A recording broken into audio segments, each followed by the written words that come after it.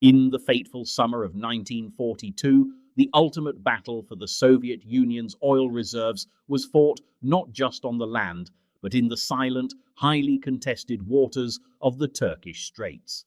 Historically, Turkey's resolute neutrality and its strict enforcement of the Montreux Convention acted as an impenetrable legal and physical shield, sealing off the Black Sea from the Mediterranean theatre.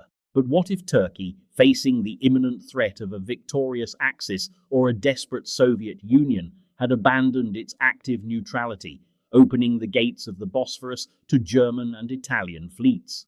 To understand the massive strategic impact of an open Bosphorus, we must first analyze the catastrophic, near-total collapse of Axis overland logistics during their Caucasus offensive, known as Case Blueâ. To supply over 1 million soldiers advancing towards the Caspian oil fields, the Wehrmacht was forced to rely on a single fragile rail network that was constantly ravaged by highly coordinated partisan attacks. This overland pipeline was severely bottlenecked at Rostov-on-Don, where every single train, truck, and reinforcement had to cross a narrow, highly targeted bridge over the Don River, halting the Axis momentum. German supply lines grew exponentially longer, forcing supply columns to consume more fuel traveling back and forth than they actually delivered.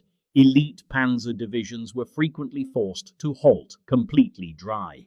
The Luftwaffe, despite dedicating its entire transport fleet to fly fuel directly to the Caucasus, could deliver only a tiny fraction of the Army's daily requirements, losing many planes to extreme weather. But the opening of the Dardanelles would have instantly revolutionized Axis logistics.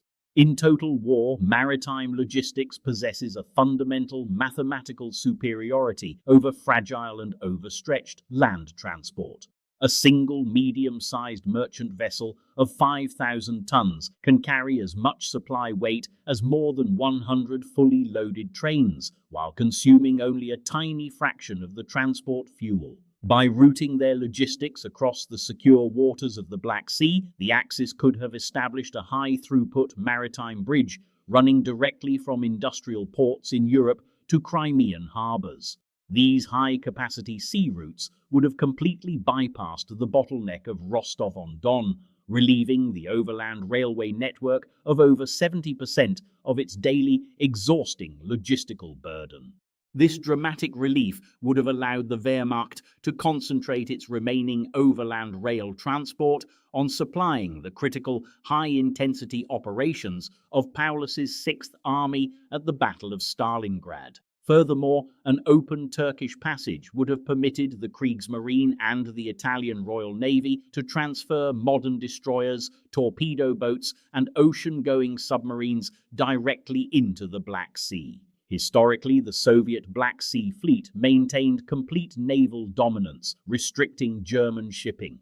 The introduction of modern Axis warships would have rapidly overwhelmed the Soviet Navy, securing total supremacy. Securing complete naval supremacy would have cleared the way for large-scale, decisive Axis amphibious landings behind Soviet lines, completely bypassing the formidable mountain barriers of the Western Caucasus. With their logistical chains fully secured, German mechanized forces would have possessed the mobility and material strength to rapidly breach the Terek River defensive lines by September 1942.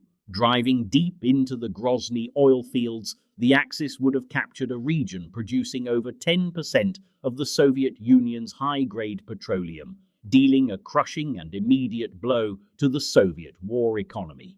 This rapid collapse would have opened the road to the ultimate strategic prize, the legendary oil fields of Baku, which accounted for over 80% of the Soviet Union's total oil production. Stripped of Baku's petroleum, the Soviet Union's agricultural, transport, and military infrastructure would have entered an irreversible spiral of fuel starvation, paralyzing the manufacture of T-34 tanks.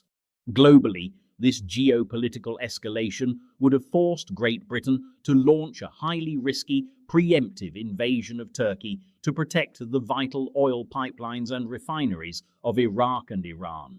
The Allies would have been forced to divert hundreds of thousands of troops and massive air assets to establish a secondary front, delaying the invasion of Europe and prolonging the global war for years. In the final analysis, the strict enforcement of Turkish neutrality was one of the most critical yet overlooked factors that saved the Soviet Union from total military defeat on the Eastern Front. By keeping the Bosphorus closed, Turkey proved that the quiet signatures on an international treaty in 1936 had a more decisive, far-reaching impact on the war than many of its greatest battles.